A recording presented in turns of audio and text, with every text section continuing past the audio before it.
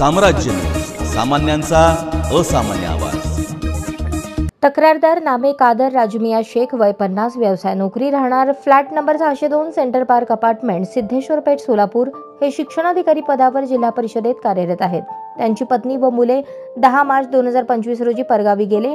कादर शेख हे दिनांक 11 मार्च रोजी सकाळी 10:15च्या सुमारास घरास कुलूप लावून नोकरीच्या ठिकाणी गेले। त्यानंतर सायंकाळी 8:30च्या सुमारास कादर शेख हे कामावरून घरी परत आले असता त्यांच्या राहत्या घराच्या मुख्य दरवाजाची कडी व कोयंडा तोडून कोणीतरी अज्ञात चोरट्याने घराच्या बेडरूमच्या कपाटातील सुमारे 10 तोळे वजनाचे सोन्याचे आणि 10 तोळे चांदीचे दागिने तसेच रोख रक्कम असा मुद्देमाल चोरून नेला असल्याचे दिसून आले।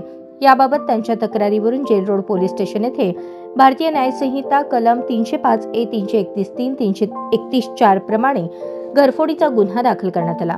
गुन्हा घडल्यानंतर गुन्हे शाखेकडील पोलीस निरीक्षक सुनील दोरगे तसेच सर्व तपास पथकांनी घटनास्थळी भेट दिली। त्या अनुषंगाने गुन्हे शाखेकडील सहाय्यक पोलीस निरीक्षक शैलेश खेडकर, त्यांच्या तपास पथकातील पोलीस अंमलदार यांनी गुन्ह्याच्या घटनास्थळाच्या आजूबाजूच्या परिसराचे बारकाईने निरीक्षण केले।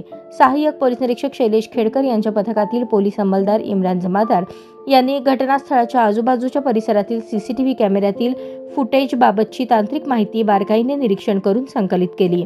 त्यानंतर सहाय्यक पोलीस निरीक्षक शैलेश खेडकर आणि पथकास एका संशयित व्यक्तीच्या हालचालीवर संशय निर्माण झाल्याने त्या इसमाबाबत अधिक माहिती संकलित करण्यास सुरुवात केली।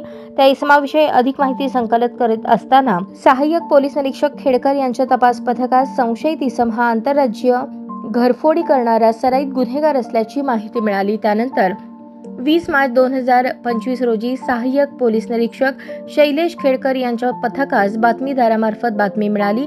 संशयित इसम नामे अनिल कुमार मिस्त्रीलाल राजभर, वय 38, राहणार बोदरी, तालुका केराकत, जौनपूर, राज्य उत्तर प्रदेश, हा घरफोडी चोरी करण्यासाठी सोलापूर शहरात आलेला आहे। त्यामुळे मिळालेल्या बातमीच्या अनुषंगाने नमूद संशयित इसमाचा सोलापूर शहरात शोध घेतला असता त्यास हॉटेल अँबॅसिडर ते प्रभाकर महाराज मंदिराकडे जाणाऱ्या रोडवर युनिटी अपार्टमेंट जवळ सापळा लावून घरफोडी करण्याच्या साहित्यासह ताब्यात घेतले।